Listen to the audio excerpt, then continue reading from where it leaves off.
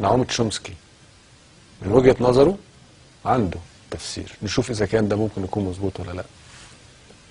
Those who addressed the hundreds of people who gathered to celebrate FAIR was the world-renowned political dissident and linguist Noam Chomsky. This is some of what he had to say.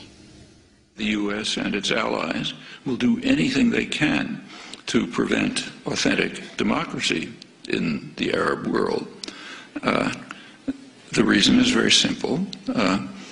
Across the region, an overwhelming majority of the population regards the United States as the main threat to their interests. In fact, opposition to U.S. policy is so high that a considerable majority think the region would be more secure if Iran had nuclear weapons. In Egypt, the most important country, that's 80%. Similar figures elsewhere. There are some in the region who regard Iran as a threat, about 10%. Well, plainly the U.S. and its allies are not going to want governments which are responsive to the will of the people. If that happens, not only will the U.S. not control the region, but it'll be thrown out. What about Egypt, most important country, but not a major center of oil production? Well, in Egypt and Tunisia and other countries of that category, there is a game plan which is employed routinely, so commonly it takes virtual genius not to perceive it.